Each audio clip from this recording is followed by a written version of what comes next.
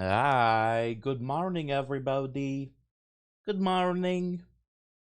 How are you doing today? Do you hearing me in the morning? This morning stream. Hello. Look at me. I'm okay. Afternoon, dude. Whatever, man. I went out the other weekend and it was 12:03 and the security guard said good afternoon, and I looked him square in the eyes and I said afternoon. Afternoon? You call this an afternoon? I was born in the afternoon. I was molded by the afternoon. This is a midday at best. This is a morning. And he said, "Sir, if you don't raise your if you stop raising your voice, I'm gonna have to ask you to leave." No, none of that happened. He did say, "Good afternoon." I said, "What?" I said, "Huh?" But it's true. Technically, afternoon. It is an afternoon. You sound like you just woke up. Well, this may surprise you. I did. I did, in fact, just wake up, you know? Why does the bot message say season and not league? That's fucking alright. Alright. I'll change the bot message. I don't know. Well, of course I know you guys are gonna be anal about the fucking PoE league. Look, he made me have to turn the whole thing down. What is this countdown? I'll show you. It's at the start of the stream, we are watching a reveal of the new Path of Exile League, not season. For a sponsorship, and also because I actually like this game a lot, and I would be watching this regardless of if I was streaming or not. But then after that, we're gonna be hanging out and doing a bunch of stuff with chat. You know, expansion. Wait, is it a league or an expansion? What is the official term? Bro, don't treat service workers like that. Okay, it was a security guy at Disneyland. All right, I don't think he counts as like a essential worker, or maybe he does. I don't know. I also didn't. I wasn't mean to him. That was all a hypothetical that I said. Rude to cast member. You use both. You ruined his day. I didn't say any of the things I just said. I did not ruin his day. I did none of those things. That was my cousin. He cried after what you did. I'm sorry about your cousin. That was rude of me to imagine saying these things that I didn't actually say, you know? Anyway, like I was saying, Path of Exile is a it's an old game, but it's a game that has aged like a fine wine, I would argue. And I find myself coming back to it every few leagues, expansions, seasons, whatever you want to call it. This is the announcement of a new one, and it's one that GGG, Grinding Gear Games, the developers of it, have actually asked me to stream for a sponsorship, which I was very excited about because I love this game, and I play it offline, but I'm going to try to play it at least a little bit with you guys when it comes out, which is going to be announced in this announcement. So this is a sponsored stream to watch this announcement, and then when the game comes out, we'll play that as well. But also, I know some of you are PoE nerds out there and will love theory crafting on this with me because I want to pick a new build, and I haven't picked one yet. And then after that, we're going to be doing some interactive dev stuff with you guys because we have a few different things to test out, and I want to get some eyeballs on it before we plan a whole stream around it, you know? Sorry, working on my OSRS build instead. What sort of build can you do in OSRS, dude? You just sit and hit a tree for hours. You just click a tree. That's not a build. That's carpal tunnel. Drops the mic. Takes a sip out of his fucking tiny glass.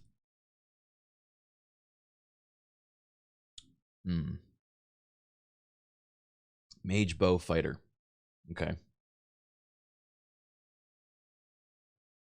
You like my tiny glass, guys? This is how I have my cappuccino. He's huge. Oh, is this guy so big? I have my pinky out, but I don't think you can tell.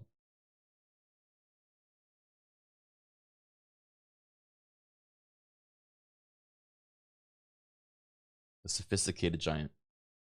Is PoE hard to get into, though? It can be. Which is, I think, why they bring dummy heads like me in to make it seem easy. And so I will hopefully explain when we do play this what we're doing, you know? The whole theme for the stream that I figured out was how to make PoE easier to play. You know? Looks like a child's playset cup. No. This is a normal glass that I hold in my giant hand.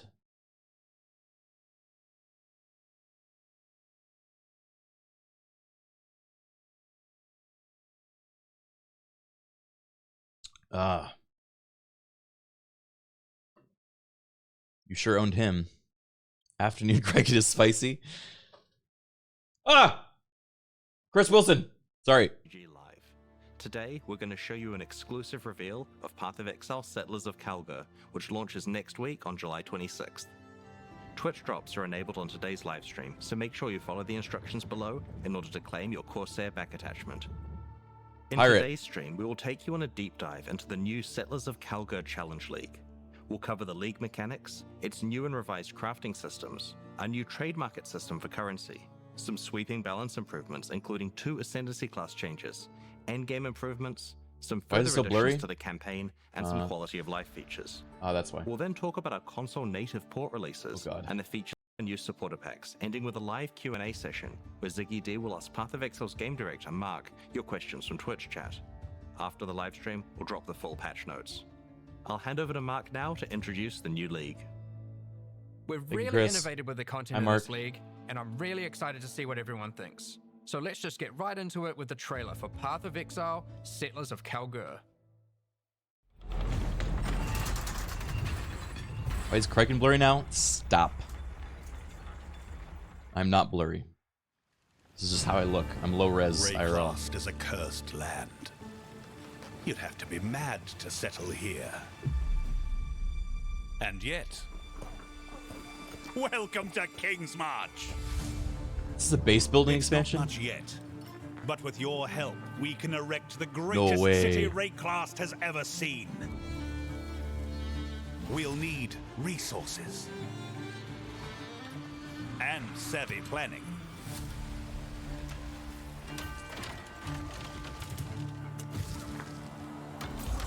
Soon we'll attract settlers, craftsmen,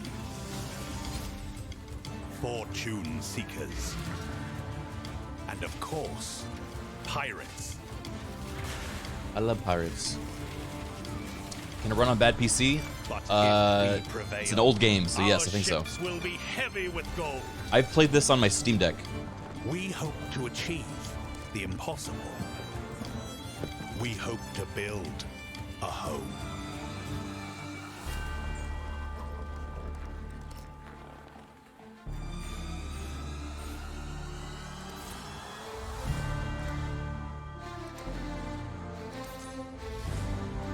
I love pirates, I love pirates, I love pirates.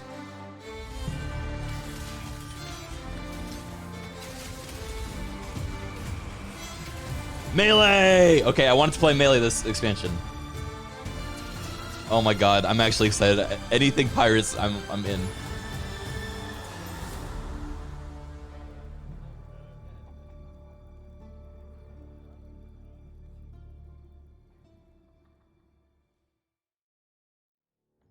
In Path of Exile Settlers of Kalgur, you will encounter some familiar faces from the Expedition League.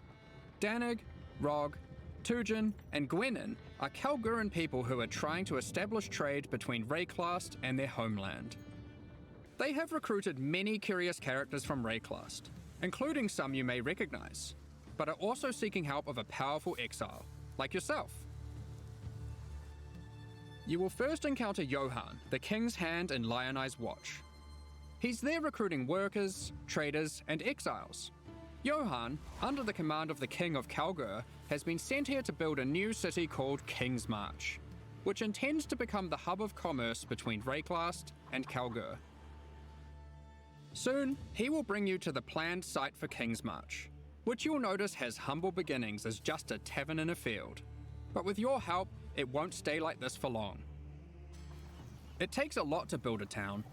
The Kalgurans will ask you to seek out resources that can be used to begin construction. On your adventures, you might find minerals such as crimson iron, which are veins of iron that have been overrun with corruption, spawning dangerous foes when you approach. Or perhaps orichalcum, which you will have to liberate from the demons worshipping it. Petrified amber attracts mindless, blighted enemies, while bismuth has a strong affinity to the elements and causes the area to become unstable. If you're lucky, you might find vericium, a material as valuable as it is dangerous, and guarded by very powerful foes. Once you defeat these monsters, the deposit will automatically be tagged for mining. But first, we need to get someone to do the hard labor. Me. This is of course a trade expedition and nothing is free.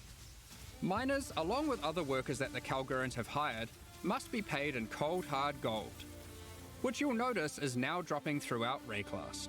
Ooh. You will have control about who gets hired into your enterprise. Once you have accumulated some gold, head to the town and talk to the recruiter, Rauf. He's been busy tracking down hardy folk. Gold wasn't in the Rayclast game before, who are guys. Looking for work. You'll notice each person has their specialties and a wage cost. It'll be up to you to hire and fire as you please. Over the course of the league, you'll be searching for your perfect employees for each job. Once you have them, you'll have to keep them paid, safe, and alive, which we'll get into later.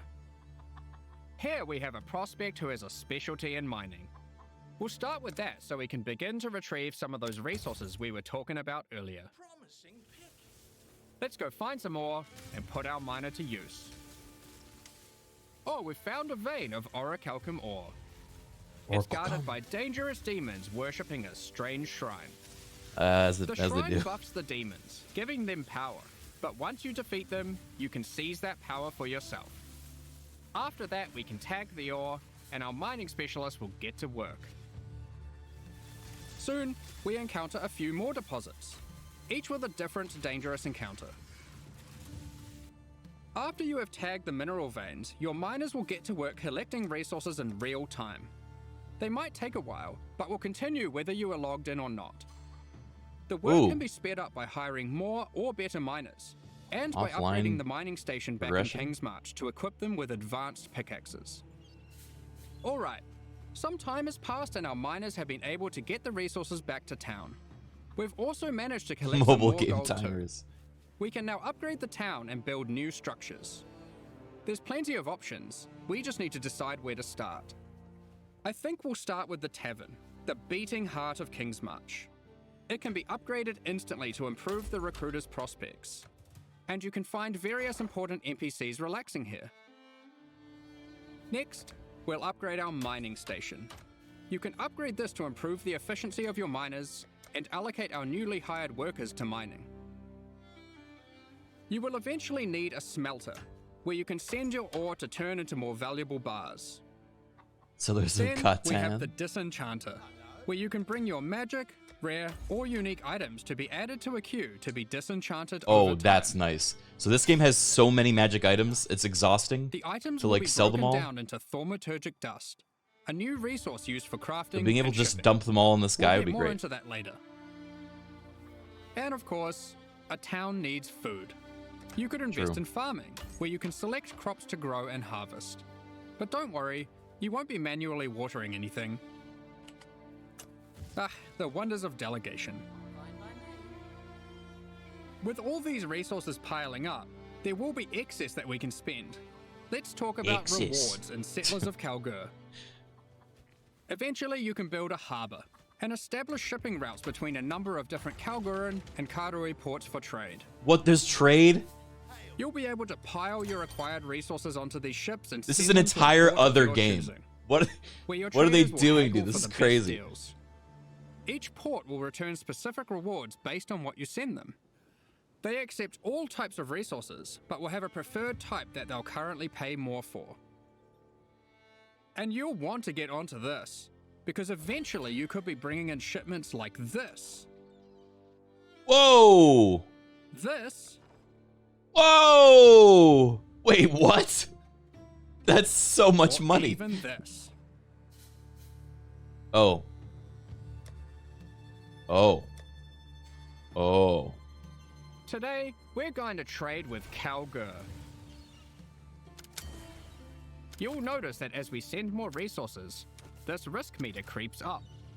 Much like the dangers on the shores of Reclast, there are dangers out at sea. Monsters, pirates, Not environmental cowgirl, hazards. cowgur. You'll want to try keep your shipment safe. Oh, they're You gonna can get do this attacked by when they're out? hiring workers that specialize in shipping. The more of them you add to the ship, the less risk there will be. Like this gentleman, who's famous for fending off even the most dangerous of pirates. Now let's get that shipment going, and we'll continue love exploring pirates. Reclast while we wait for its return. This is the first Path of Exile League that experiments with true, real-time mechanics. You can Oh, yeah? send out shipments, go and have lunch, and come back to your rewards. The Lunch! mechanics in the league work this way, so you'll always have some ongoing project or outcome to look forward to. When your shipment has returned, or met its demise, you'll get notified, and at your leisure you can return to the town to collect your rewards. Our shipment returned safely, so let's go see what we got. Eh, not Oh, bad. they've sent us a unique item alongside our rewards, perhaps hoping to secure us as a loyal customer for the future. Ooh, they bribe you. Aside from shipping, the Kalgurans are big on their technology. They have hired Isla, a familiar face from the Heist League. She is an engineer who the Kalgurans have employed for a very exciting purpose. You're not the only one who understands how profitable running maps can be. Once at Endgame, Isla can help you build a series of Kalguran modified map devices. What? You can then put a queue of maps into them. If you've hired a few skilled Atlas runners, they will put themselves to work running those maps for you one after another. Huh? Look, more delegation. You don't even have to run your own maps anymore? What the fuck? Ready to be collected.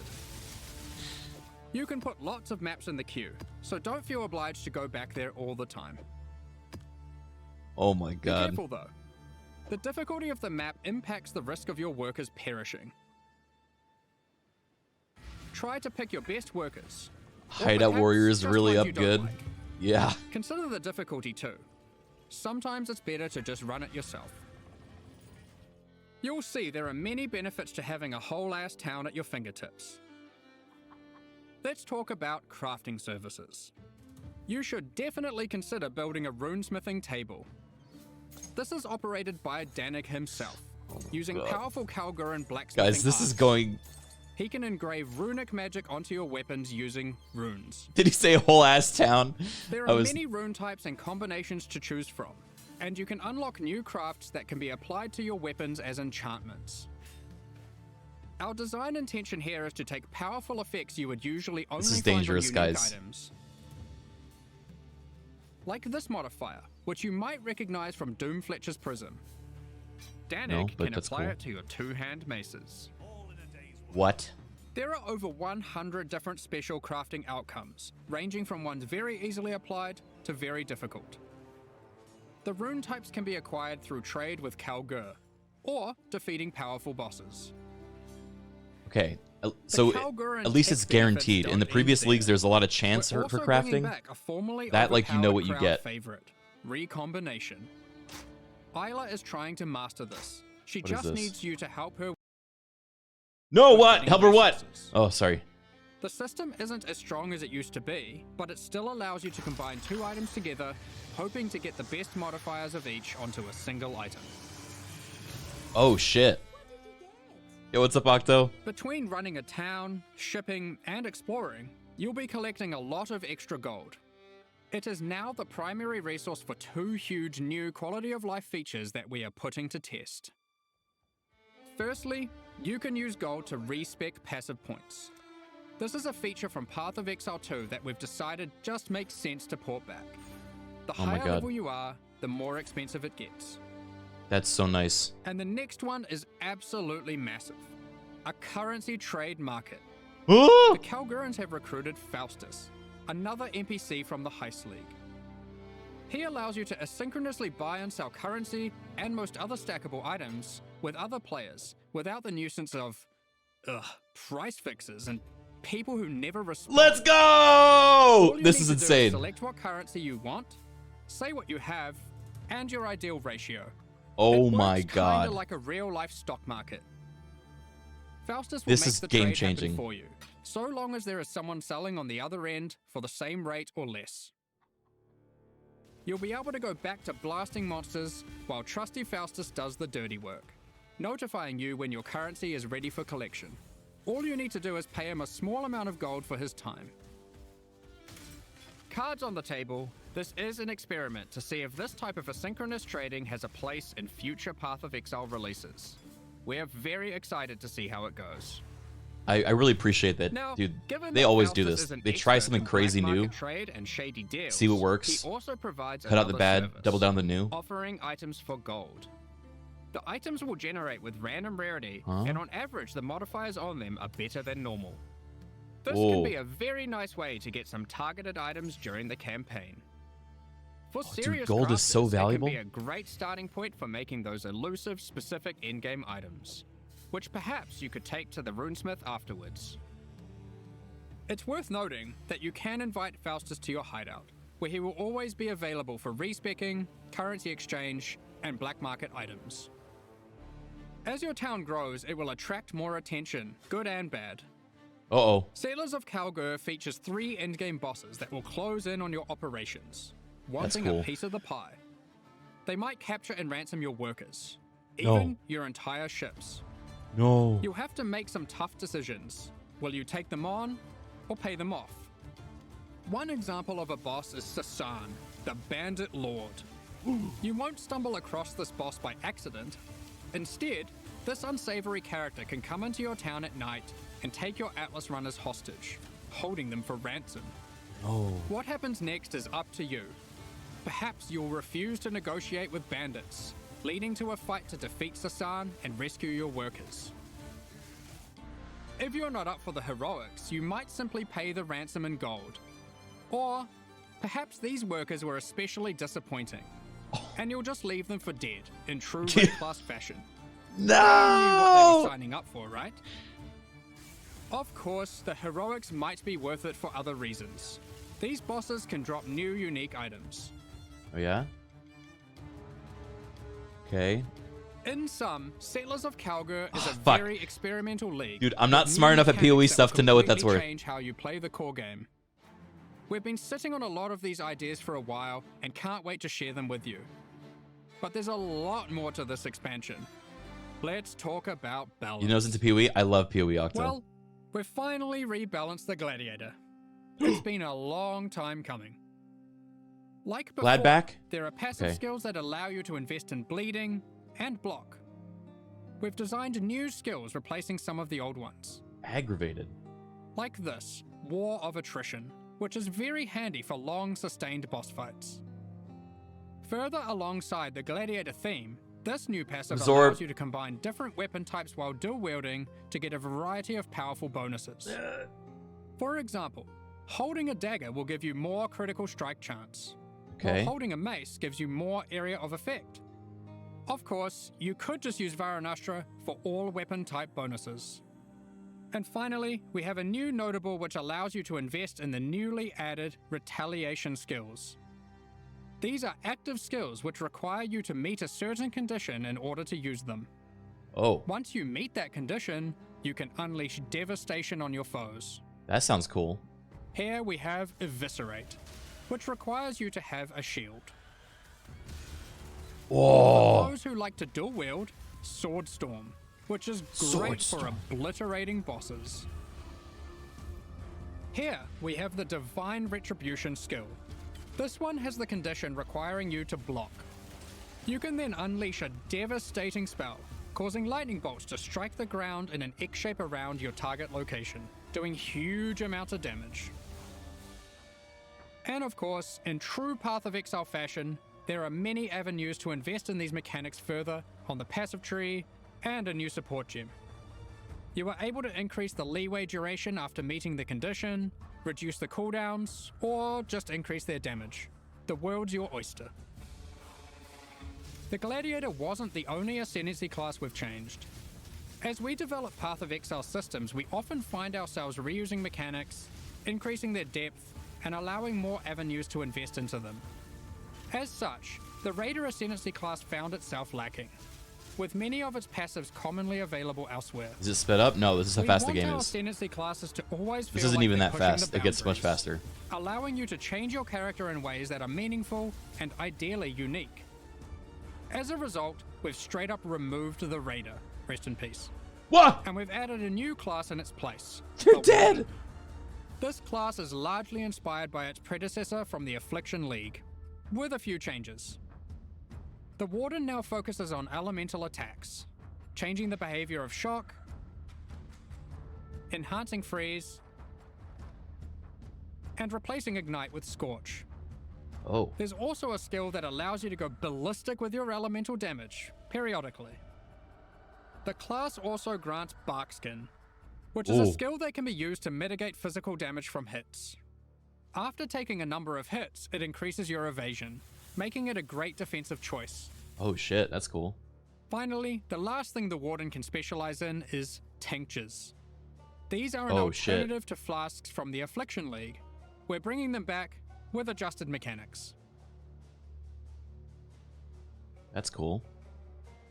Tinctures can be placed in your belt, replacing flasks. You can inherently only have one tincture active at a time, and it requires a melee weapon to use. Oh shit. While activated, they grant a powerful buff. They can drop as magic items, or be modified with currency to grant extra bonuses. I'm into this. I love the tinctures. Here is a prismatic tincture. This one increases elemental damage by 100% while active. You'll notice it has two extra effects. One is that it applies mana burn every second. Mana burn is a debuff that builds up while tinctures are active that causes you to lose mana, losing more mana for each stack. Tinctures also have a cooldown, so once you have disabled one, no other tincture can be enabled for a time. These changes make tincture use a more active and interesting choice than it was in Affliction. Both mana burn and the cooldown can be modified through modifiers on the tinctures or on the passive skill tree. Players will want to maximize their tincture uptime for sure. Here we have a couple other tinctures. The Poisonberry tincture is excellent for poison builds. The Rosethorn tincture is the choice for those wanting to deal critical strikes. You might be wondering, You're watching a video? with the Yes. removal of the Raider, It's a live where has stream. the Frenzy Charge investment gone? We've added a Frenzy Charge passive skill to the Deadeye, replacing the Rupture passive skill. On top of Ascendancy classes, we have revisited a number of core mechanics. This time taking pains to ensure easy access through the passive tree, skill gems, and simple items. We don't want all the powerful mechanics to be hidden behind layers of complexity. Let's just rapid fire through the key points. If you want more detail later, you can read the patch notes, which will be dropped after the livestream. Oh boy. Be sure to let us know what you think. There's a lot of changes, so be prepared for a bit of a shock to the system. I expect it will take several days for the dust to settle on this one. Firstly, we've made some drastic alterations to melee skills. Let's go. Let me just rip this band-aid off. Unga bunga. Melee totem skill gems have been removed. That's actually... We're trying to adopt a philosophy with melee going forward that, unlike other builds, it will be far less oriented around set and forget gameplay. You will deal the damage yourself, and you should be rewarded for doing so. Okay, that's fun. I like that. To compensate, we have buffed the More damage active. on almost every single melee skill. Oh shit. As the majority of this damage growth comes from gem levels, we have also made them cost more mana as they level, but it's You're looking nothing them like up. the mana costs on spells. Let's go. Here Look are at some him. examples of the damage and costs before and after. Heavy Strike has gone from dealing 313% attack damage at gem level 20 to a massive 552% attack damage. It's also worth noting it no longer knocks enemies back. And Sweep has gone from dealing 281% attack damage to now dealing 664% attack damage at gem level 20. Oh my god. These are just two examples, but the majority of melee skills are now dealing approximately 75% more damage at level 20. Of course, with melee comes close proximity combat, so Yes. you need some good defensive options. Yes. New base types with higher defensive values will now drop throughout the endgame. As you reach yellow, red, and purple maps, you can expect to find higher tier base types in each.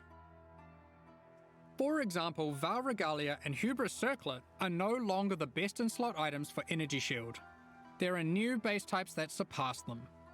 Combined with some quality changes, which we'll talk about soon, you can now get better items than ever before in these slots. To compensate, we have reduced the amount of flat evasion and armor from the Grace and Determination auras, but overall you're getting more defenses Okay. than before. That's good. Having to run auras On is top of annoying this, to me. we have buff life modifiers on magic and rare equipment. You can now get as high as 189 additional maximum life from a single modifier on body armors, and more Okay. on other slots too. Calm's Heart has also finally been restored to its former glory and once again grants plus 1000 to maximum life. Oh. I mentioned quality. Quality on weapons and armors is being changed to apply multiplicatively. In other words, weapons with full quality will give 20% more physical damage, and armor with full quality will have 20% more local defenses. For melee, this will mean a damage increase for almost all builds using physical damage attacks, and it will mean more evasion, armor, energy shield, and ward for all builds. Endurance charges no longer grant elemental resistances, but instead Okay. grant additional elemental damage reduction. Look at the size of this making it lad. multiplicative with resistances. You can now get 4% per charge, alongside the existing 4% physical damage reduction. To compensate, we have made some changes to the Juggernaut, and various unique items like Eternal Damnation. You can get more maximum Beef resistances build. from the tree, specifically around the Marauder class start.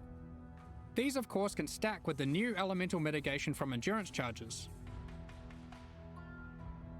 That sounds fun. On Fuck. top of I want to this, do beef build. Jewels can now roll maximum elemental resistances as modifiers. What?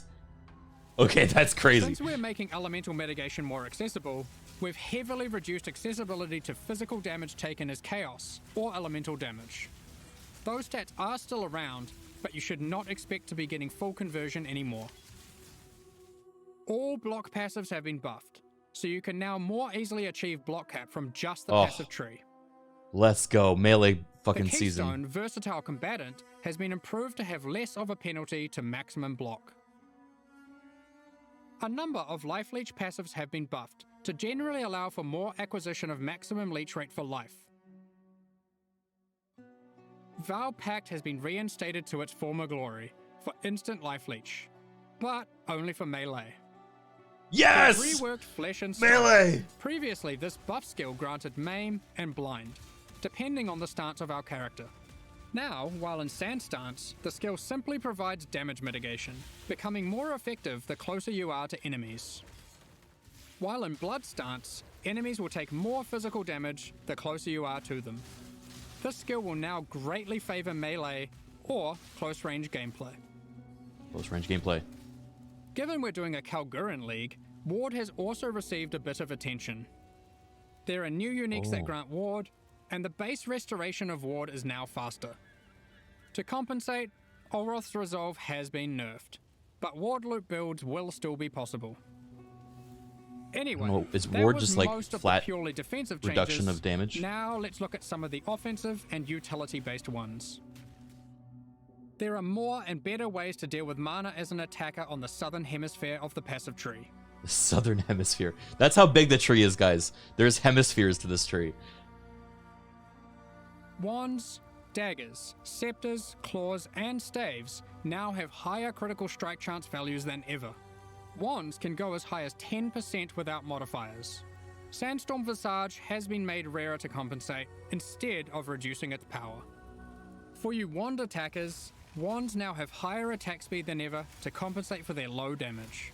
Wand exclusive skills such as Power Siphon, Kinetic Bolt, and Kinetic Blast now have faster attack times. That looks pretty fun, actually. Impale passives have been revised and in general buffed.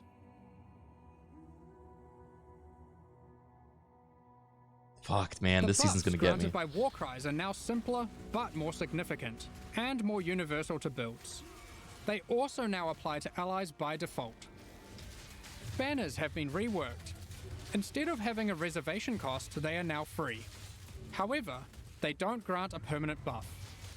Banners now need to be placed for the effect to be active. However, once placed, they are far more powerful than before. Additionally, there are new ways to prolong the effects and more ways to invest in them than ever before. Rage has been made more fundamental and discoverable. Rage is now multiplicative attack damage, but no longer inherently grants attack speed or movement speed. Okay. It has a new cap, and you can find many new passive clusters that allow you to invest into the mechanic. The goal is to make Rage more powerful as a baseline, and less gated behind the use of specific unique items and ascendancy classes. Okay, I agree with that. Berserk has been nerfed, just so you're aware. Ah, They've Berserk! changed how bleed works too. You can now find aggravated bleed on the passive tree. When applied, all bleeds on the enemy will deal damage as if the enemy is moving, for the remainder of their duration. That's sick. The skill Ensnaring Arrow no longer interacts with bleed, so no more will you have to apply bleeds and swap to a bow. You can now achieve the same result using aggravated bleed passives without the annoyance. Rupture never tried a from the bleed build Deadeye before. has been turned into a support gem. We've added the new Overexertion support gem, which highly favors slam builds. Now, it's time to look at a hot topic, Magic Find. In the Settlers of Kalgur expansion, we are going to be removing item quantity bonuses from all character items. This will not affect existing items in standard leagues. Magic Find is intended to be another axis on your gear you can scale. It doesn't once affect you have standard. achieved the power you want. With item quantity being only available on unique items, this meant if you wanted to get the most out of it, you had to be playing a very specific build. We still want people to be able to invest into Magic Find, but now only through item rarity. This I like can be that. obtained on a number of rare item slots, and by a much larger number of builds. What about Ventor's Gamble, you might ask? Here it is now. Whoa, This is one of the biggest balance patches we've ever done. that's I massive. can't promise that existing builds will all be safe. Even we aren't able to predict all the outcomes here, nor have we even gone into every single change, just the major ones. I don't know, man. Balance is hard. Yeah. But the sheer number of new, viable options is exciting, especially for Melee. And we're determined to drag the game in a better direction. Be sure to read the patch notes after this. It's going to be a ruckus. In 3.24, we Dude, I love this overhauled company. the They're in-game so sweet. experience by introducing a new tier of maps and reworking scarabs. We want to continue to improve these systems and introduce more exciting in-game content every league. 3.25 is no exception. I also love Let's that check out the myriad of changes they're so coming in transparent Settlers of about Kalgur. all their changes and experiments First and up, stuff. we are changing many scarabs. Okay, here We we go. won't go into too much detail here to avoid getting lost in the weeds, but here's a few new ones. Be sure to check out the patch that's notes fun. after I like this for those. more detail. We've also added an additional map device Me slot, trying again to which will run be Reap? unlocked Dude, upon completing the your Lobleco, first two-way Maven encounter. Velocibleco. This Yeah, simply allows for same, more same dude. combinations of scarabs and maps, resulting in more difficulty really wanted Reap to and work. more rewards. This is on top of the existing additional slot that can be unlocked by completing your first There's tier more 17 slots. map. There are now 6 map device slots in total. Oh, okay. You might have seen our teaser, where we revealed we'll be adding new special encounters to the endgame. One such encounter is the Nameless Seer, lurking in shit. tier 16 and 17 maps. This NPC will give you a selection of unique items, and you can pick one for free. What? In Tier 16 maps, he now has an additional feature, where you can scry a map. This allows you to swap the divination card drops of the current map with another map on your atlas. Oh, Just that's... one caveat. You cannot have the same map be in multiple swaps at the same time. If you want to undo your choice, you can use a scouring orb on either map on your atlas. We've also made some updates to a couple of leagues. Blight has been updated with some atlas passive skill changes, and double anointed amulets can now drop in Blight Ravaged maps. We've also introduced a new type of oil that can only drop from Blighted and Blight Ravaged maps. Oh shit. Ritual has also been updated. You can now find one new and many reworked base types, new unique items. My brain is overloading. Stop! I need to read these. Corpses you can use to raise as specters. Corpses! I love the marionettes! And Oh, fuck occasionally yeah. a fragment, granting access to the King in the Mist's boss fight from the Affliction League. He will drop a number of unique items that were familiar from the League, Oh my god. but not that which was taken, as it is now that which was taken away.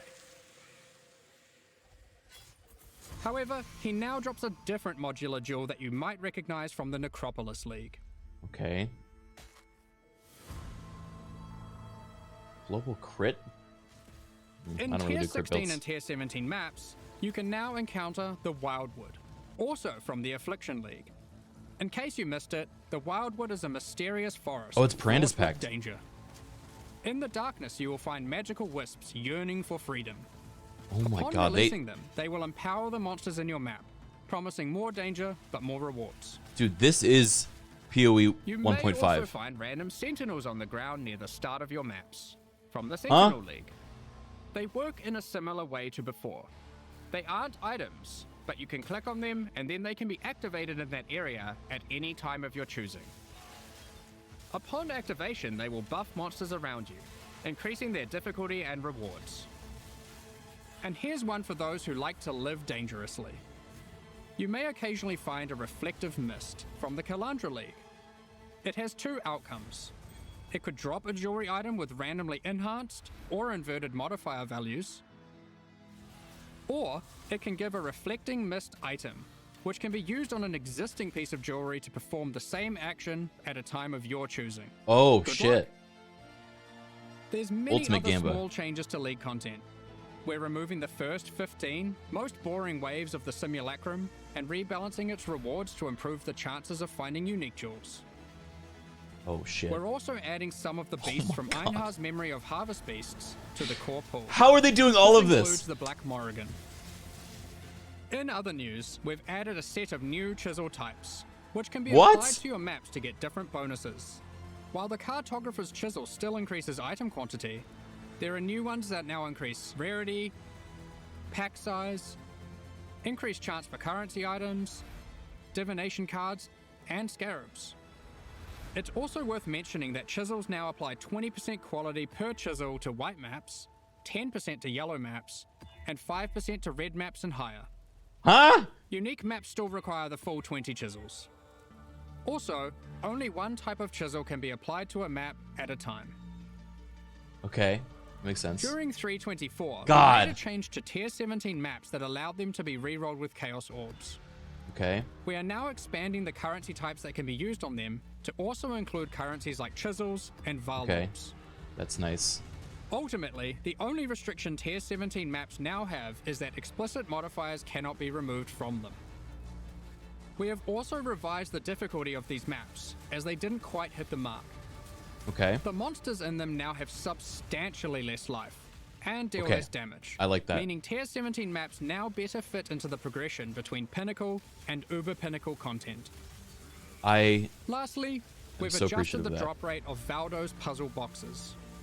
Previously, we were adapting its drop rate based on the possible outcomes selected by supporters. So many supporters really wanted Ah! What do they want? What do they want? They wanted, fuck! like Mage Blood. Overall, we have taken care not to reduce the number of Mage Bloods total in the economy. We figured it was better to have more tickets for fun rather than barely seeing any boxes in a league. We've been hard at work improving the Path of Exile experience on consoles. Oh, guys, that is so much With native information. ports for the Xbox Series consoles already being released, Any console and players? PS5 on the near horizon, the game now takes full advantage of the console hardware. Loading times have been reduced even further, pop-in has been reduced, and textures won't start unloading in heavy scenes. Furthermore, overall visual fidelity has been improved for all new generation consoles. Path of Exile now uses the highest available resolution textures and water effects. We've installed a new I will say, upscaling algorithm I got that to play improves the PoE 2 at crispness Summer of Games dynamic Fest, resolution, and I played on with an a additional controller, and it was pretty anti-aliasing fun. class on top of that. So I think they've been working on With the these controller upgrades, support we a lot. also support variable refresh rate TVs and monitors on PlayStation 5 and on all Xbox consoles. In the options, players can now choose which aspect of visual fidelity they want to focus on: resolution, image quality, or target frame rate. Graphics setting on console. Yeah, that is actually pretty big. In 3.24, we added some new encounters and secrets to the campaign. Okay, let's go. In Settlers of Calgur, we're adding even more. We're not going to spoil them all here, but keep an eye out for anything unfamiliar on your adventures. Who knows what you'll find? I mean, What? I know, but still. They're not telling us. There's an underground bunker underneath the refinery, guarded by powerful robots. I No. wonder what's been hidden away here. How do don't I know. unlock this mysterious door? How? What riches must lay inside? Ow. Blighted growths have appeared in the gardens and sewers of San. Oh no.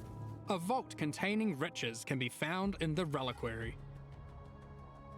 As you might have seen in our teasers, there's a slew of quality of life features we've been working on. Here's a quick summary. You'll no longer need to interact with waypoints to unlock them.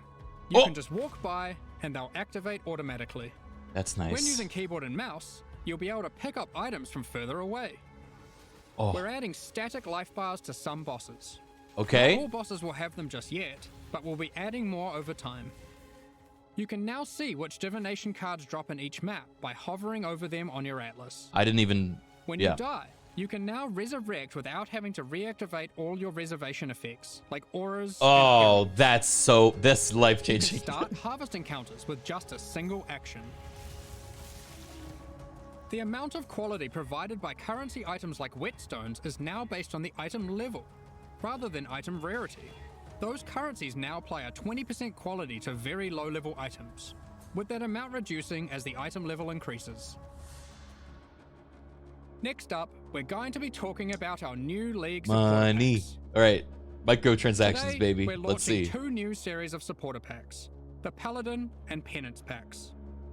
Each tier contains the pack's full face value in points, alongside several exclusive microtransactions. These packs are only available for the duration of the Settlers of Calgur League, and will leave the store Pirate pack, come forever on. when it ends. Pirate pack. As always, the microtransactions in these packs are purely cosmetic and do not affect your character's power or progression in any way. Pirate pack. The Paladin series of supporter Boo, packs contains Paladins. 6 exclusive microtransactions. Wait, is this a Roa racing Adorn course? your weapon or shield with the Paladin weapon effect. Make a show of leveling up with the Harpy flyover level up effect. That's so extra. Equipping the Divine Paladin armor set will periodically cause slain enemies to be consecrated and laid to rest. This set also comes with a matching back attachment. Both the helmet and back attachment have options to display the Okay, that's radiant very glow Warhammer. or not. You pick. The Divine Judgment finisher effect locks onto unique enemies before obliterating them with a laser from the heavens. Damn. May your critical hits resonate across What? Blacklist with the Cleric's Bell back attachment. That's sick. Okay, I like the bell. Invite your friends to spend a day at the races in the Vasteri Racecourse hideout. Add rowers to the track to race them against each other. This. Can people bet on them? Or Of course. You can just spectate from the sidelines. The Penance Pack series also has 6 exclusive microtransactions. Okay. With the Penance back attachment equipped, A repentant soul is chained to your back Jesus. and lashed with lightning. Jesus. Ouch. Place none other than the Trial Master in your hideout and I have him hate comment on your chaos. Wait. And Val crafting attempts. Your luck is over, fool. He just He even keeps a taunts record you? of how many Chaos and Val orbs you've used in your hideout during the league. That's or insane. across all leagues. Some people really love Blood getting. stains your armor Whoa. the more life you lose when wearing the Acolyte's Penance armor set. That's kind of cool. The Zealot's Madness portal effect fragments as you near it. Whoa. The Cauldron map device boils maps, fragments, and scarabs placed into it, keeping a tally of how many have been thrown into the pot in the current league or across all leagues. That's cool. Pot portal. The Exiled Squire pets follow in your footsteps, hyping you up for battles, No sweat for you, boss. providing pessimistic commentary, The cycle repeats. or voicing their disdain for you to bring you down a peg. About time you kick the bucket. You get rebellious These goons. packs are now available for purchase on both PC and Okay, console. that And pack will is remain literally so just during like shit Path on of you, Exile, like Settlers of the Calgar. degradation pack. Meanwhile, the Solar and Eldritch packs leave the store forever at the launch of Settlers of Calgar League. So now's your last chance to purchase them. Thank you so much for your ongoing support. Now, we have one more thing to announce before getting into the Q&A. We are soon going to be running a small closed beta test for Path of Exile 2. Oh fuck. We have been taking signups for the Path of Exile 2 beta tests over at pathofexile2.com. We will only be selecting a very limited number of people for this first test. Ain't no way we're But getting if you in. want to make sure that you are considered, then head over to the website and register your email address now. We're just about to start the Q&A with Ziggy D. Afterwards, we'll post Path of Exile Settlers of Calgar's full patch notes. With release at the end of next week, our community team will be posting crucial information you'll need I for literally just Settlers of signed up, but there's Calgar's no way. release. The website's Keep going an eye on down. the news. On release weekend, we expect to launch the new mystery box and this season's Kerax Vault Pass. Thanks for joining us today and checking out our latest developments. We're looking forward to building our towns alongside you, trying new builds, slaying monsters, and exploring new endgame strategies next week. We'll begin the Q&A shortly, so please get your questions ready. Man. Okay. Nothing on minion builds. Yeah, okay. I love my minion builds too, buddy, but I feel like the others needed so much more. It's about time, you know. I was gonna play solo self-found, but there's a market now. The market change is some of the biggest things I've ever seen. Yeah, mini builds do get corpses. That's true. You guys get the marionettes. That's what I did last in Affliction. Hold on, I'm gonna install the game. I'm gonna install Path of Exile right now so we can talk about it. Some huge announcements there. It just kept going. Like It's not a Criken clone. Come you on. guys just kind of got in a room together and set up the whiteboard and put everything on there, huh? End of the day, really, it's we have this much time, we have this many people who can do what we do, and we just keep going till the end. Like, it doesn't stop here. Like, we've still got one more week, right? Like, there are still changes that can be made, so we're going to keep making them. So, but yeah, it's huge. It is absolutely massive.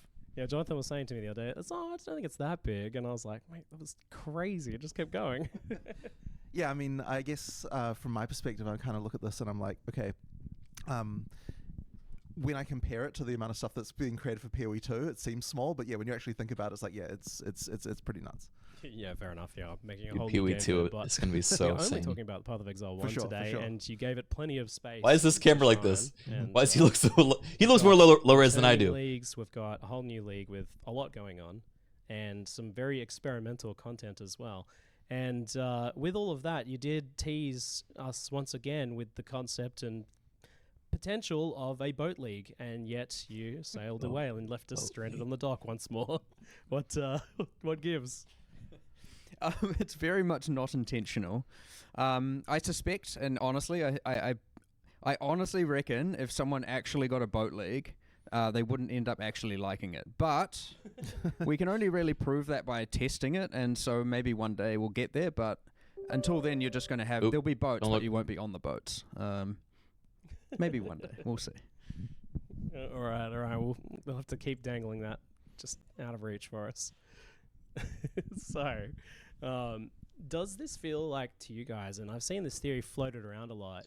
I'm checking the VOD. Is this an idle incremental league? Yes, it is, Dave. One, in a sense that we've got the Path of Exile 2 beta kind of just around the corner now. I guess I don't really see it that way because, we intend to keep on making PoE 1 leagues. I don't know if you guys want to watch the Q&A. This might be a little too specific than what my audience is for. I'm down to look at the patch notes and talk about the game in general with you guys while I install it. Should I buy one of the supporter packs? Between the degradation one and the paladin one, which one do you guys think is better fit? I feel like I shouldn't be asking you this, but So, Settlers of Calgary. yeah, they already. I don't know why I even asked. All right, let me see. Oops.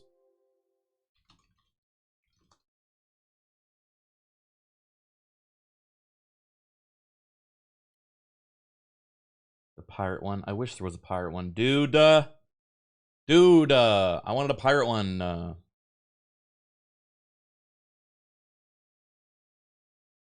Let's see. Have they posted the patch notes yet? Can someone do exclamation PoE? I would not mind hearing you yap or listen to this stuff. I'm on the fence about whether or not to try this game. Hearing your opinions and what not might help you decide. Yeah, I'm happy to talk through it a bit.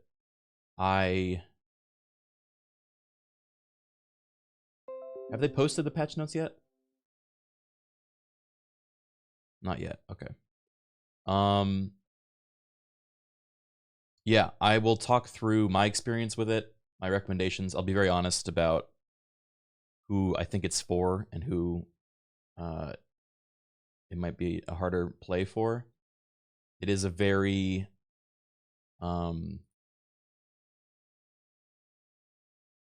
it's very much like an acquired taste sort of game. I didn't like it when I first tried it, to be honest, until like my second playthrough, or like later in my first playthrough when it clicked. And when it clicked, I was like, oh.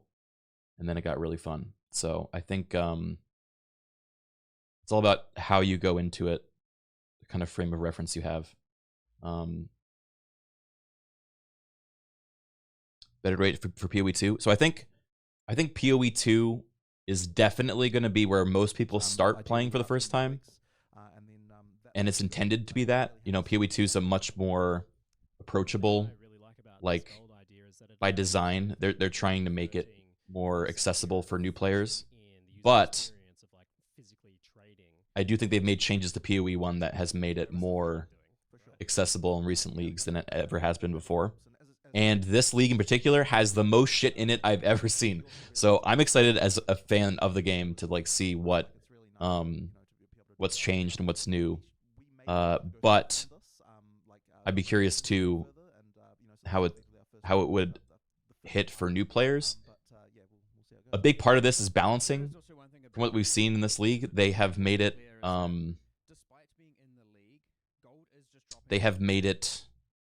a lot more, like, different builds more viable. So you don't have to necessarily do the same build that everyone else is doing, which was kind of the case in a few leagues ago. Oh yeah. Let me see if did I get a Twitch drop? I'm afraid to look at the chat. Oh boy, they're scary.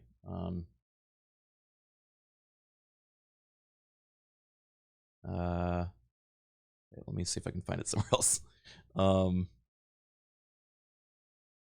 item gambling and stuff is all like fully accessible, even if you basically don't do any of the other stuff. Which means, of course, if it is successful, it can port into the core game very easily. You just turn gold drops on, put Faustus in, done. I mean, You got it from watching here. You know, that's Oh, hell generally yeah. a summary of it. It doesn't have to come with the Do whole I get it from specific watching building element my and own stream? all of that comes alongside it. Yeah. Yeah. So do you Hope see so. it being something that's likely to stick around then, and that's kind of the I mean, intention? that is here? certainly our intention. It's Yeah. just that we want to be able to still have an out if things are wrong, or if we feel like we need to change some stuff. So yeah, like it is certainly our intention to keep it in if we can. It's a nice little safety net at being part of the league for you then. Safety ripcord. just in case. Probabilities are high, and I suspect also no one's going to let us. I didn't get it yet. Let's be realistic here. Grrg. It would go horrifically wrong for everyone to be like, okay. You guys give me your Corsair drop. do I want this. to be a pirate. I can't imagine. So there's also this gambling thing with Faustus where you can buy these un-ID'd items and actually look pretty powerful from what I saw. Like the items it's producing were okay, like these where really rolled we're gonna rares. post the What's the patch idea behind notes. the gold-based gambles? Why is that a part of it? Ultimately, it's a sink. You don't want gold to just be I guess they're just accumulated composed it forever. here, right? But the awesome thing is that it's a way to target specific base types. And that's ultimately the luxury. So obviously when you're going through the campaign and you're looking for specific targeted gear upgrades, very, very useful for that. And it's as you get higher and higher. All right, let me install the game at the time. Sorry, I know I'm bouncing between things right now.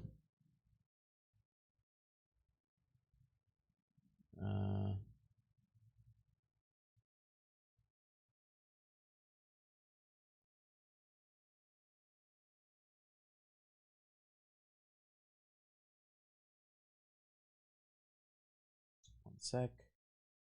James won music. Name of 28 months.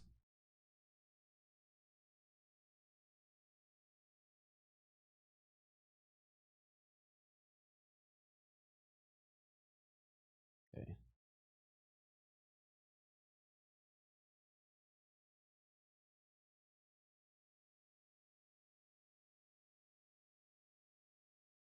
This is gonna be a long stream today, by the way, guys. So hope you settle in, get comfy.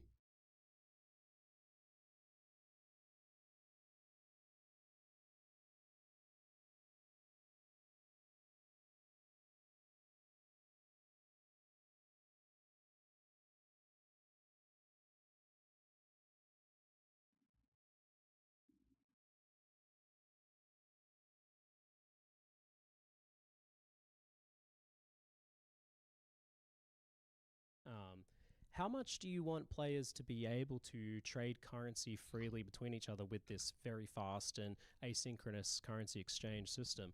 Like, obviously, gold is your ability to control how much of that's happening in terms of volume. How liquid do you want any currency orb drop to be? So for currency in particular, we're fine with like a very high amount of liquidity. Later on, you know, we've talked about how in PoE 2 we're going to be doing asynchronous trade for items as well. For that, we need to have a bit less liquidity, and the reason why is because currency can sync itself. Yeah, you can put your feet on the table. Go ahead, sync, make so yourself at home. effectively that means that we don't have to like. Last worry night's too stream much of about fast Super Mario trade there. 64 Like was great. Can't wait for the more of those. relative Yeah, value should I'm planning that with establish and Charbird right now. everything should Actually, be I was just okay, messaging and him. It shouldn't matter too much about that being highly liquid. That said, there is still a gold price to do it because we don't want people literally just sitting there just doing only that forever. But you know, this is something that we don't want to. It certainly should feel like if you're just playing regularly, that you can get all the currency you want from the trade market and you don't feel restricted by the gold price. Like, it's not intended to be something that a normal player would run into, assuming that they're just doing normal things with currency. Of course, it is still meant to have high friction early game. Yeah, because you don't want to demean the leveling experience and the new player experience where they think the right answer is to go and just trade all of the stuff away. You want it to be that you're more finding items there and getting things organically, and only later in the game does it become. So the gold prices late in the game are like not a roadblock at all. The gold prices early in the game are a roadblock. So that's kind of preventing that early game kind of issue. Yeah, because you want an alch when you're leveling your first character you do to feel like an alch. Yeah, exactly. Not to be like, you oh, don't this want should be to chaos. Yeah, exactly. Yeah, okay. But that honestly sounds like a relief that you're not worried about that sort of thing too much, because that that kind of incentive to hoard currency and not spend it all while leveling is always a bit of a bummer. Right. This feels like a bit of a momentous occasion, the currency exchange. This because you've had this whole system of like the currency that syncs itself and stuff for so long, and now finally blending that with gold and this system. Huge. Yeah, for sure. I mean, it's also just a mental block as well, right? Because it's like, how can you add gold to PoE? It's like, you know, it's just one of those. It's one of those things. So this was one of the key components that was part of like designing the league. It was largely like how we started from that point. Because again, when you ask most people in the office, most players in the office and outside the office, what is the number one problem with Path of Exile? Those clips killed me. Bobber, we'll definitely get you in the next one. The most negative reaction. For sure. It's often trade. We have like, I think it's 16 slots. I've already had like 6 people hit me up for them as well. So yeah, we're gonna have a big old gang, I think, for the next Mario Party 64 session. It's gonna be really fun.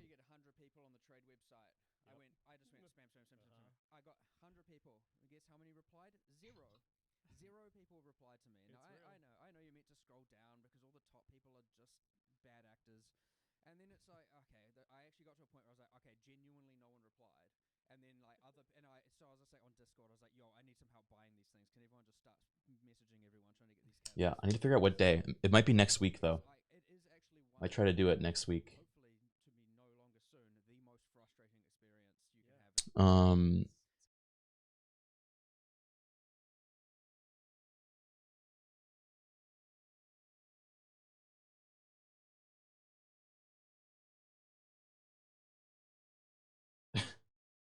So anyone want some riddles, haha, says the Riddler in my chat. Does that usually work? I mean, I guess it's working because I'm talking about it. I'm looking at some of these clips.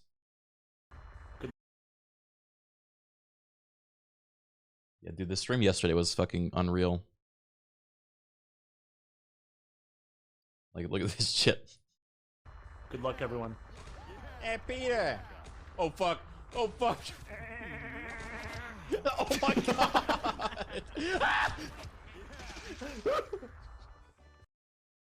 Ugh. What was this one? It's too late.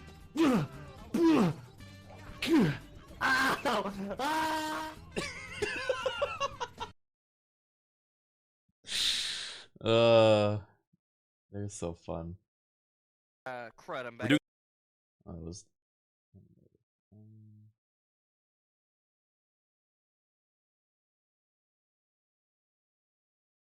The Riddler says, "This belongs to you, but everyone else uses it. What is it?" They responded, "My wife." Close, it's your name. Get riddled. Dude, that's a great bit. Get riddled. Shout out to the Riddler in chat.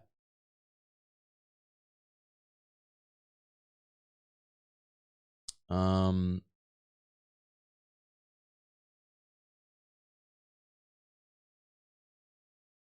don't want to have a tab of incubators where it's got every incubator level 1, every incubator level 2, every incubator level 3, you know, in this giant mega eternal list. So things like that. Patch notes, news. They haven't posted patch notes yet. Okay. We'll still install. We'll keep installing. We'll hang out with you guys in the meantime. Anything that is stackable, anything that's stackable and has no other variable. And you're telling me that like it will list like the 13 most common trade pairs for each item, and so this is the thing, because with this trade, I don't really know what they're you can talking about. technically trade any item for any other item, you know, because that's how PoE works. So we have to have some kind of way to basically tell players, okay, so here's the actual thing that like people are trading this with. So effectively, unless you're the first person ever to trade something, then it's going to say like, you know, here's the most popular several things that, you know, people trade for the SOAR, trade for the Sin. Am I still there? Shows you like, you know, the market price, obviously, for The lights in my house have been flickering lately, and I think like the power is almost going out all the time. It's only a matter of time until it actually goes out. Ghosts. Might be ghosts. All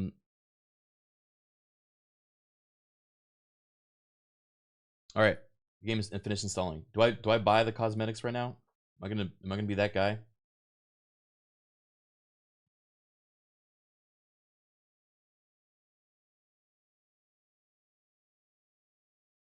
Probably, yeah.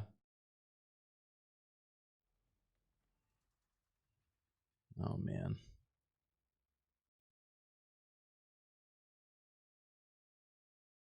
Am I blurry? I do look blurrier than I usually do. I feel like. Am I blurry? Be honest. You've been blurry for months. That's sad.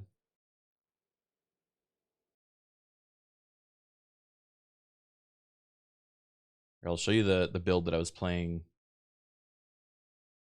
Oh, the game crashed. That's weird. I'll show you the build I was playing last season. I didn't love the last league, Necropolis, but I'm much more excited for this one.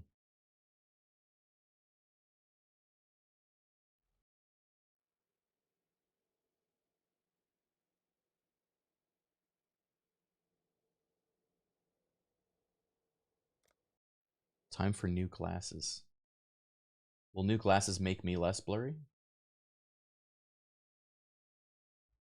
Wait, what?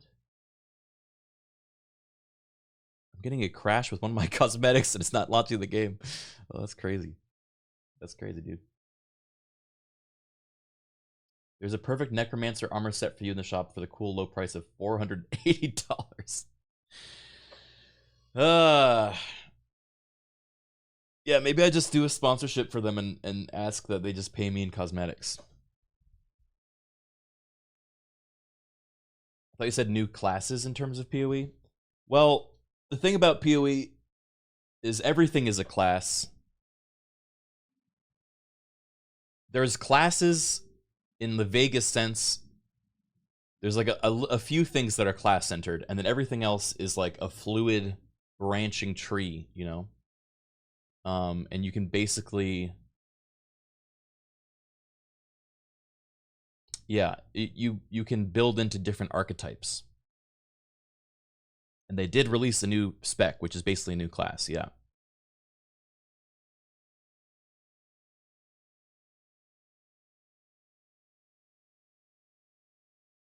Once the patch notes come out, I can talk a bit about what that means, or when I get in the game, I can talk about it. You can build a melee wizard. It might not be great, but you can. Yes. There are plenty of builds out there that, for example, mix like physical damage with spells, magical damage with like melee. Minion builds don't even have you doing anything but summoning minions. They do all the fighting for you. How often can you respec if you don't like what you've built? So in the previous seasons, you would have to get a certain resource to use to do that, called a regret orb. But depending on this, so this new season, they're adding gold, which you earn just from playing the game and killing stuff, which you can respec using that. So that is, it's easier than ever to respec in this season, it seems.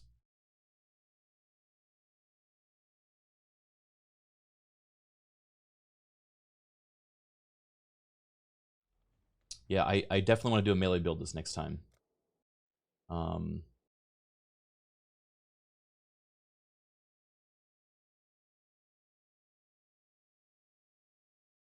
Okay. I'm getting a very weird error. Does anyone know what the hell this is? Metadata affects microtransactions, body armor, ghost veil, soul escape 01 AO cannot be attached to metadata characters. Strength dex AO at invalid bone root. I have a microtransaction that's preventing me from playing the game right now.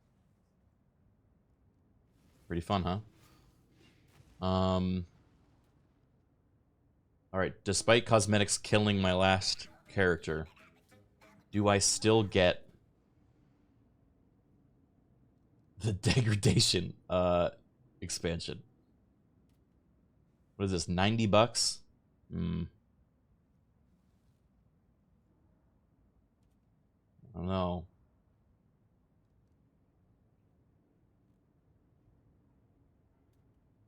$90 gives you the squire that runs around and makes fun of you. 60 gives you the other stuff. Oh, the bell, though. I kind of like the bell. Fuck, the bell was cool. These are the new ones. It's 90 bucks, but you also get 90 bucks worth of coins to spend on stuff. So it's like, you know, you can get foot ring for 120, but you get 900 coins. 90 bucks for that. I was doing that for free.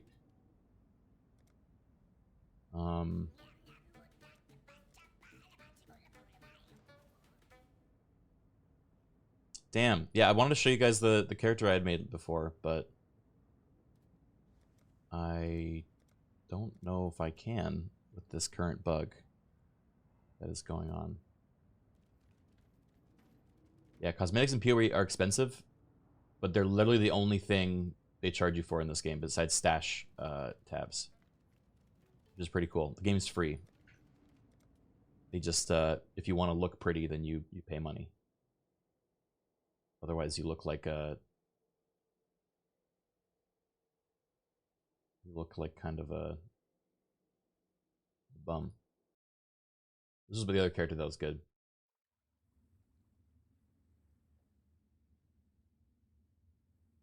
Well, he doesn't look very good right now, but his whole thing was he spun in circles and then it would spawn spiders. Or no, it would make worms and then you would spin, and when you killed the spider or the worm, they turn into a spider, and the spiders attacked everyone. This was the best character I made when I first started playing. Pretty cool, huh? Tell me how cool it is, guys.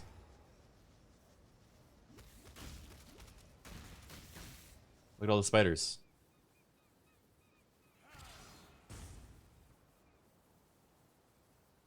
And they all run around, they bite stuff. He was good. This was a good character. Oh, they respect all of me. Well, that's I don't remember what the build was, so that's going to be difficult. What did I have? Fortress Covenant. What map level? They went to Endgame. They beat I think Cirrus, the guy that does the big explodey thing in the middle.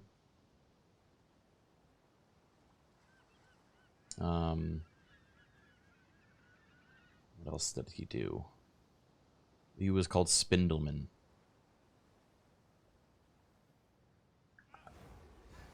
So I've been trying to think of how to make streaming this fun for the launch next week when the new expansion comes out. I have a few different ideas, but I wanted to hear from you guys too, because basically what's going to happen is we're going to make a new character. So basically make a new character. We're going to pick what build to do. It's probably going to be one of the Unga Bunga ones. So either him or him.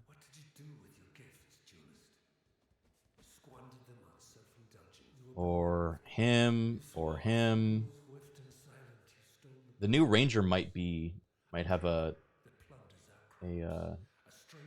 melee option as well. Do you think you are savage enough to face the land of the damned, Marauder? We offered you truth. Just watching you vibe in Unga Bunga sounds good to you. I appreciate that. I'll basically, like, the plan is I want to talk through making a new character and like what I would recommend. I also considered making a. I talked with Stir about this. So Stir loves PoE. Stir is a huge PoE guy, and we've nerded out about it a bunch. But I've talked with him about making a Stir like guru AI that is trained off of his voice, and specifically I will put in a call with him and he just explains like build theory to me, like to this AI, and this AI will learn from him, and then while he's going off and playing the game, I will have Stir AI telling me what to do. I think that could be fun. So I might test that later today too. You look up builds to get inspiration for your own? I do look up builds to get inspiration, yeah.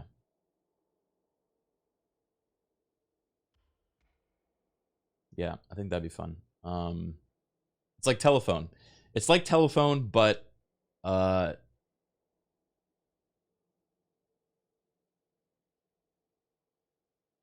AI info is a bit super outdated. Yeah, no, I think you're right, which is why I wanted to put it in front of the actual Stir and have it just record everything he says to it and then take it as like gospel.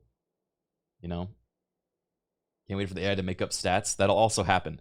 The thought was, what if I literally had the AI tell me what to put my points in? Like, basically in PoE, if you haven't played before, there's over 100 passive skill tree points you can get.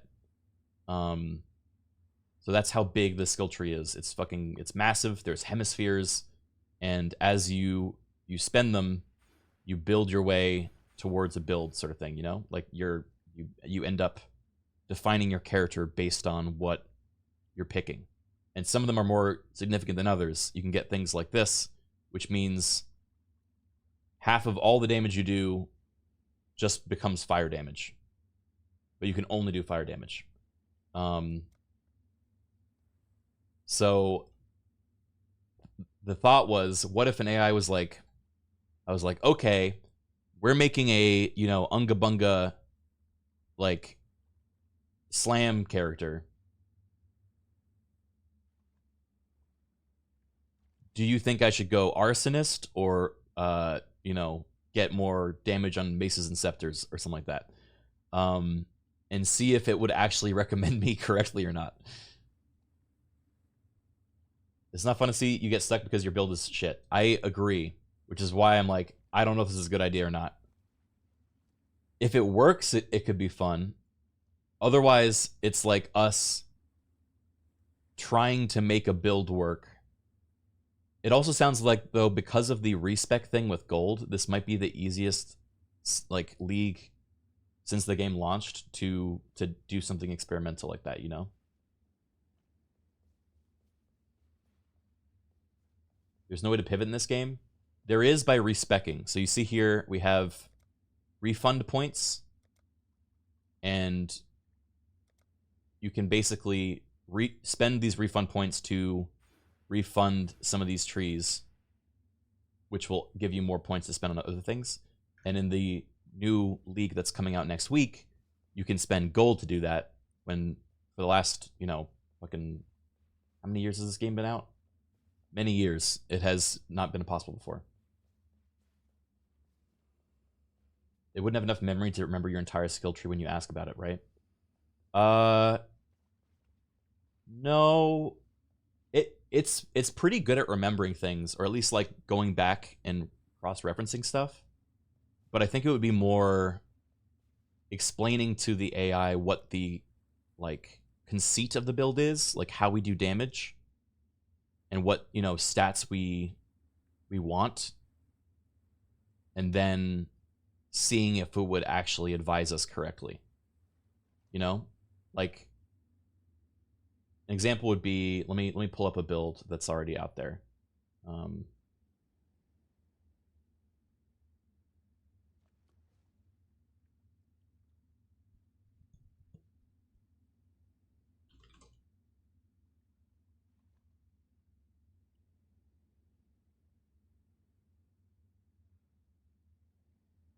Okay.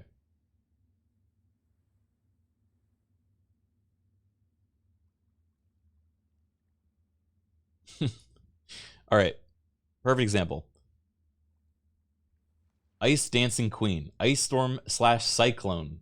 You basically, the whole idea behind it is you just spin and then the ice comes out.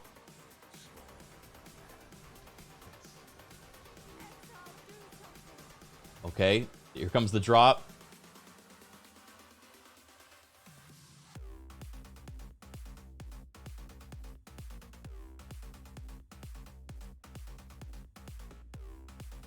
Just so you know, this is what high-level play looks like in this game.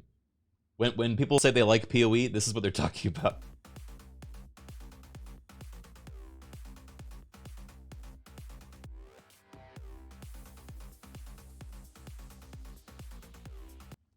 So that's the health bar. You don't know what's happening? This is the boss. This is like an endgame boss. And this guy's spinning on him. And while he's spinning, either on hit or while channeling a spell, whatever, it's triggering another spell in his build to rain ice down. And so it's like he's activating the ice by spinning. So that's like the idea of the build. So we do something like, let's see, build theory. It's based on a specific staff. Ice Storm scales with int. Therefore, int is the main stat. And so we do something like, hey, AI, we are making a spinning, Ice Storm build for this character. Our damage scales off intellect, but we also need movement speed and defenses. And like we kind of explain the kind of different concepts of the build. And then when we go to actually like make a when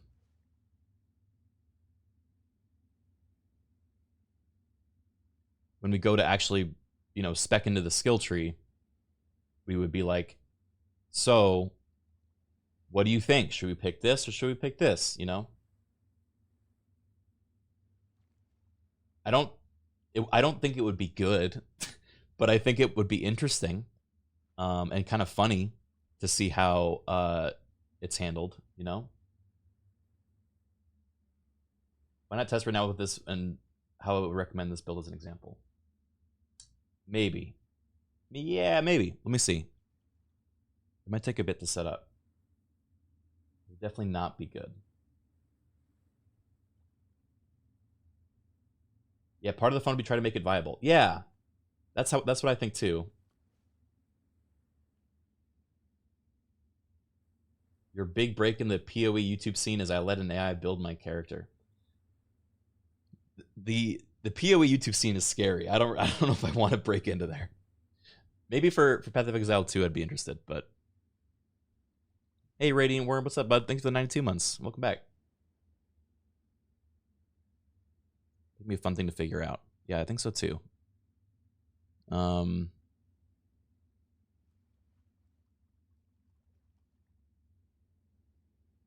they still doing the interview on the Twitch channel? Oh, they are. Access, and we've moved a lot of that into more qualitative. So I hope they release the patch notes.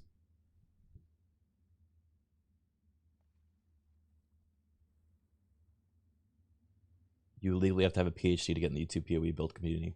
It's scary out there, man. I am not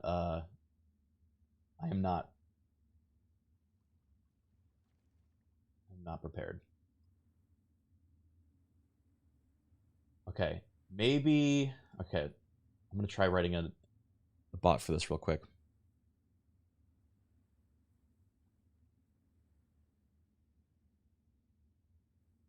Someone said they fixed the error removing Boots MTX or all the MTX bug characters had.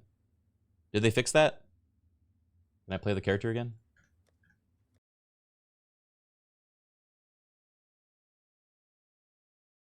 I'm gonna validate once more just to see.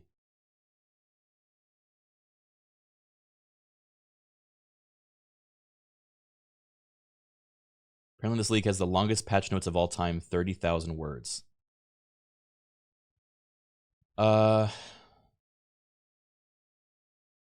Wait.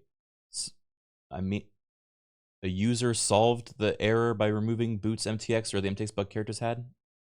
Ah, I see what you said. Okay. Yeah, I will, I can do that.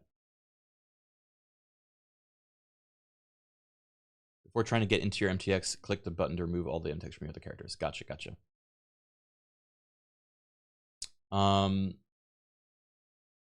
Is it, okay, what if, I wonder if there's a way, if I gave the AI the 30,000 patch note, like the 30,000 character patch note for this season, would it be able to use that? And how much money would that cost me to have it process 30,000 characters?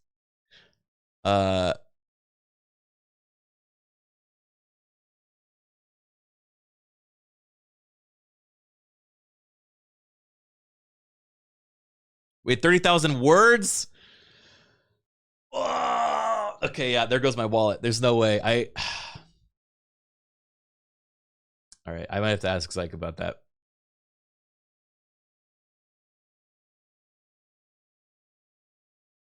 I would just have to have...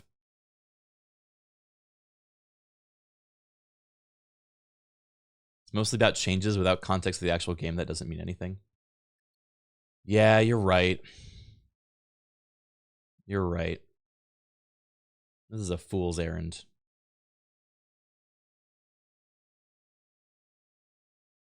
Absolute fool's errand.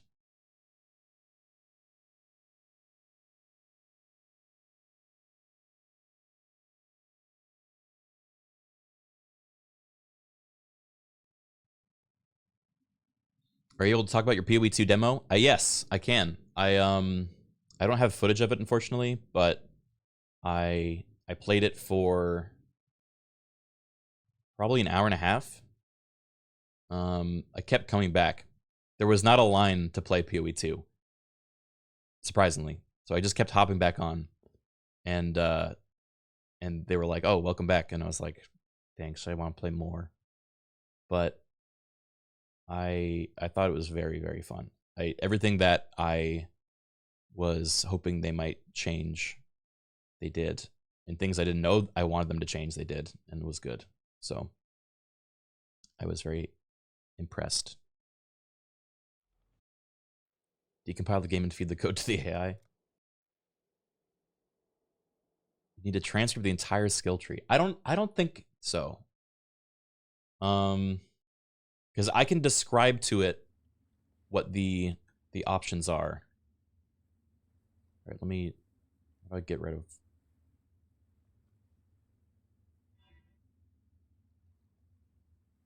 How do I tell it to unequip all cosmetics? Oh, it's the boots. It's the fucking boots. All right, I passed the curse onto that character.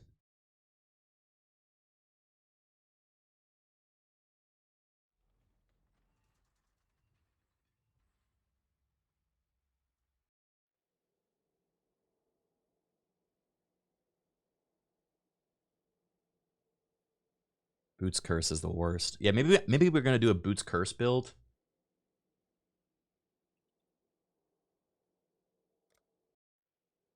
You might do a boots curse build. Can I make it in now?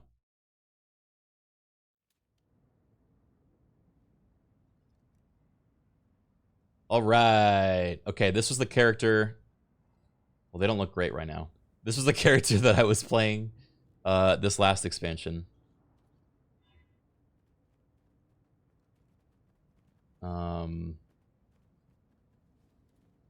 I'll show you what it looks like to run. I played with Dave a lot. Look how zoomy they are, though. It's great. Day 5005. I was not a fan of the corpses. They weren't my favorite. Okay, we'll just run this. Don't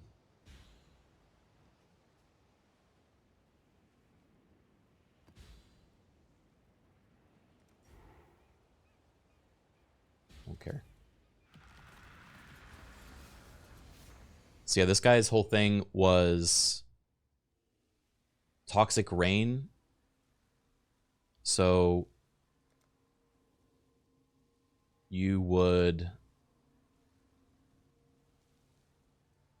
The skill tree was all based around constantly drinking your flasks, like your potions, that give you defenses and also attack. And then you're just spamming these, like, flower bulbs everywhere that are very pretty. You know, I spent, what, like maybe $10 on getting this? To make it look like this?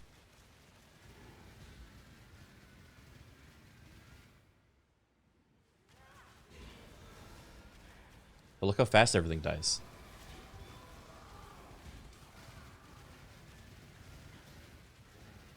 You just kind of paint the screen and then they all run in and explode.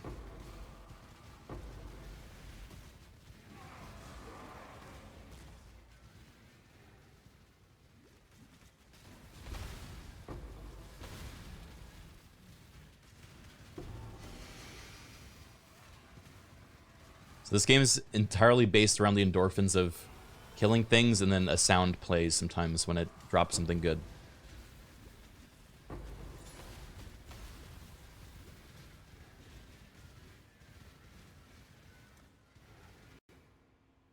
Oh no.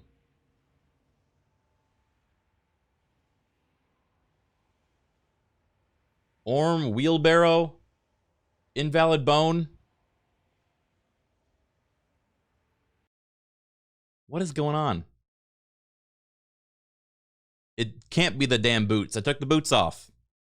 It's a damn wheelbarrow. Oh, you know what it is? It's the fucking Undertaker, dude. He came in with his wheelbarrow and it broke. How did this happen?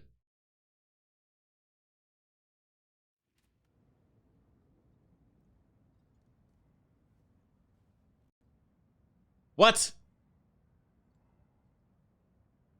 Again. What is it this time? It's the Ghost Veil armor now? Okay, how... This game... I played so much of this game.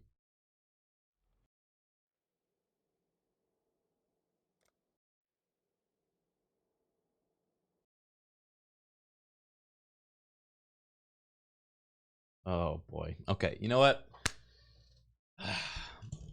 We will return to PoE later.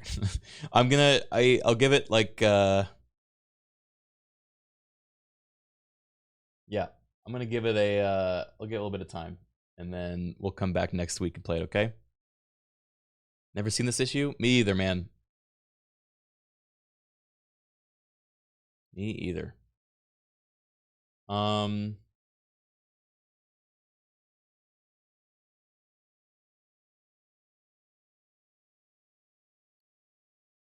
Kenshi? I might take like a hour and a half break and come back and stream Kenshi with a bunch of the other stuff that we're testing. Because I want to test Kenshi AI. I want to test the stream recapper, which I have fixed. I want to test a few other things. So I might take a short break so I can go rest up and shower and stuff. And then we can play Kenshi around 4 or 5 p.m. PT. Does that sound good to you guys?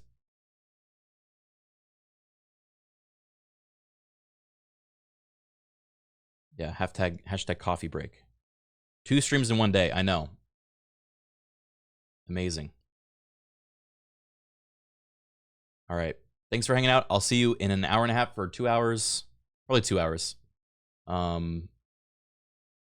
In the meantime, I will send you guys over to Stir, who is going to be playing more Path of Exile in case you want to watch more of that. And I'll be back in about 2 hours. Thanks for hanging out. See you guys soon. Yippee, yippee. All right, BRB. See ya.